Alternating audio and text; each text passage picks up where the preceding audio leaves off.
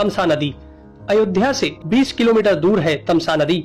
यहाँ पर श्री राम ने नाव से नदी पार की थी। श्रृंगवेरपुर तीर्थ, प्रयागराज से 20 से 22 किलोमीटर दूर श्री राम श्रृंगवेरपुर पहुँचे, जो निषादराज गुह का राज्य था। यहीं पर गंगा के तट पर उन्होंने केवट से गंगा पार करने को कहा था।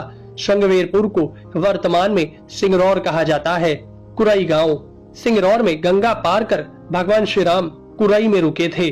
प्रयाग, कुरई से आगे चलकर श्री राम अपने भाई लक्ष्मण और पत्नी सहित प्रयाग पहुंचे थे। कुछ साल पहले तक प्रयाग को इलाहाबाद कहा जाता था। चित्रकूट, प्रभु श्री राम ने प्रयाग संगम के समीप यमुना नदी को पार किया और फिर पहुंच गए चित्रकूट। चित्रकूट वह स्थान है जहां श्री राम को मनाने के लिए भरत अपनी सेना के साथ पहुंचे थे, क्योंकि राजा दशरथ का देहांत हो चुका था। भरत ने यहाँ से श्री राम की चरण पादुका ले जाकर उनकी चरण पादुका रखकर राज्य किया था। सतना, चित्रकूट के पास ही सतना यानी मध्य प्रदेश में स्थित अत्रि ऋषि का आश्रम था।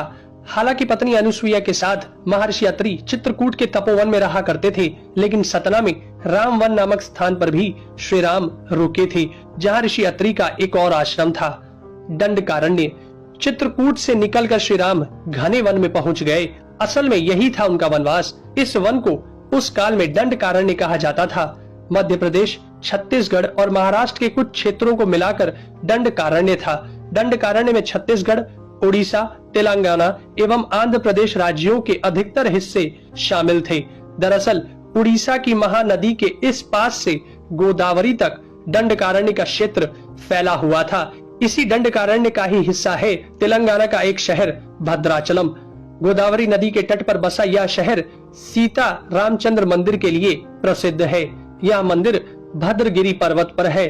श्री राम ने अपने वनवास के दौरान कुछ दिन इस भद्रगिरी पर्वत पर ही बिताए थे।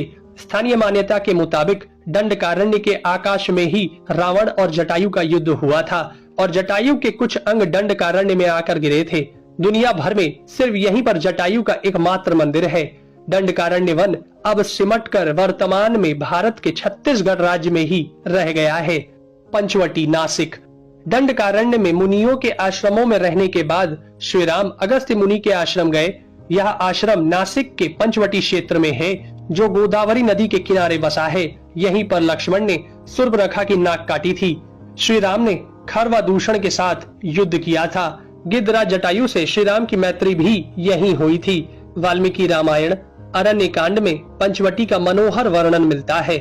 सर्वतीर्थ, नासिक क्षेत्र में ही सूर्पनखा की नाक कटी तथा मारीच और खरवादूषण के वध के बाद ही रावण ने सीता का हरण किया और जटायु का भी वध किया था, जिसकी स्मृति नासिक से 56 किलोमीटर दूर ताकेड़ गांव में सर्वतीर्थ नामक स्थान पर आज भी संरक्षित है। जटायु की मृत्यु सर्वतीर्थ नाम के स्थान पर हुई, जो नासिक जिले से इगतपुरी तहसील के ताकेड़ गांव में मौजूद है। इस स्थान को सर्वतीर्थ इसलिए कहा गया क्योंकि यहीं पर मरणासन्न जटायु ने सीता माता के बारे में बताया। राम जी ने यहाँ जटायु का अंतिम संस्कार करके पिता और जटायु का श्राद्ध तर्पण किया था। पर्णशाला, पर्णशाला तेलंगाना के खम्माम जिले के भद्राचलम में स्थित है। यह रामालय से लगभग 1 घंटे की दूरी पर स्थित है। पर्णशाला को पंचशाला या पंचशाला भी कहते हैं। पर्णशाला गोदावरी नदी के तट पर स्थित है। यही वह स्थान है जहां से सीता जी का हरण हुआ था। हालांकि कुछ मानते हैं कि इस स्थान पर रावण ने अपना विमान उतारा था। इस स्थल से ही रावण ने सीता को पुष्पक विमान में बिठाया था, यानी सीता जी ने धरती यहाँ छोड़ी थी। इसी से वास्तविक हरण का स्थल यह माना जाता है। यहाँ पर राम सीता का प्राचीन मंदिर है। तुंगभद्रा, सर्वतीर्थ और पर्णशाला के बाद श्री राम लक्ष्मण सीता जी की खोज में तुंगभद्रा तथा कावेरी नदियों के क्षेत्र में पहुंच गए। तुंगभद्रा एवं कावेरी नदी क्षेत्रों के अनेक स्थलों पर वे सीता जी की खोज में गए। शबरी का आश्रम, श्री राम और लक्ष्मण सीता की खोज में तुंगभद्रा और कावेरी नदी को पार करते हुए चल दिए। जटायु और कबंध से मिलने के पश्चात वे ऋषिमुख पर्वत पहुंचे। रास्ते में वे पंपा नदी के पास शबरी आश्रम भी गए, जो आज केरल में स्थित है। पंपा तुंगभद्रा नदी का पुराना नाम है। इसी नदी के किनारे पर हम्पी बसा हुआ है। रामायण में हम्पी का उल्लेख वानर राज्य किष्किंधा की राजधानी के तौर पर किया गया है। केरल का प्रसिद्ध शबरीमलय मंदिर तीर्थ इसी नदी के तट पर स्थित है। ऋषिमुख पर्वत, मलय पर्वत और चंदन वनों को पार करते हुए वे ऋष्यमुख पर्वत की ओर बढ़े। यहाँ श्री राम ने हनुमान और सुग्रीव से भेंट की, सीता जी के आभूषणों को देखा और बाली का वध किया। ऋष्यमुख पर्वत वाल्मीकि रामायण में वर्णित वानरों की राजधानी किष्किंधा के निकट स्थित था। ऋष्यमुख पर्वत तथा किष्किंधा नगर कर्नाटक के हम्पी जिला बेल्लारी में स्थित है। पास की पहाड़ी को मतंग पर्वत माना जाता है। इसी पर्वत पर मतंग ऋषि का आश्रम था जो हनुमान जी के गुरु थे। कोडिकरई। हनुमान और सुग्रीव से मिलने के बाद श्री राम ने वानर सेना का गठन किया और लंका की ओर चल पड़े। तमिलनाडु की एक लंबी तट रेखा जो लगभग 1000 किलोमीटर तक विस्तारित है। कोडिकरई समुद्र तट वेलांकनी के दक्षिण में स्थित है, जो पूर्व में बंगाल की खाड़ी और दक्षिण में पाल्क स्ट्रेट से घिरा हुआ है। यहाँ श्री राम की सेना ने पड़ाव डाला और श्री राम ने अपनी सेना को कोडिकरई में एकत्रित कर विचार विमर्श किया, लेकिन श्री राम की सेना ने उस स्थान के सर्वेक्षण के बाद जाना कि यहाँ से समुद्र को पार नहीं किया जा सकता और यह स्थान पुल बनाने के लिए उचित भी नहीं है। तब श्री राम की सेना ने रामेश्वरम की ओर कूच किया।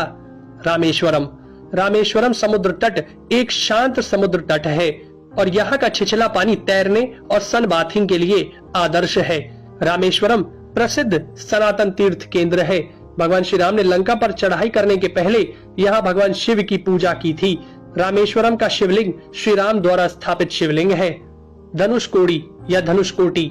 3 दिन की खोजबीन के बाद श्री राम ने रामेश्वरम के आगे समुद्र में वह स्थान ढूंढ निकाला जहां से आसानी से श्रीलंका पहुंचा जा सकता हो।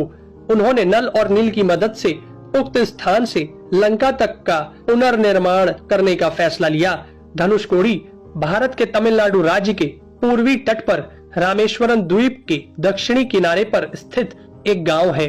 धनुषकोडी पनबन के दक्षिण पूर्व में स्थित है। धनुषकोडी श्रीलंका में तलेमन्नार से करीब 18 मील पश्चिम में है।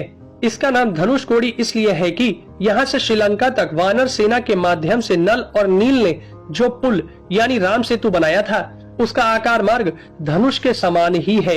इन पूरे इलाकों को मन्नार समुद्री क्षेत्र के अंतर्गत माना जाता है।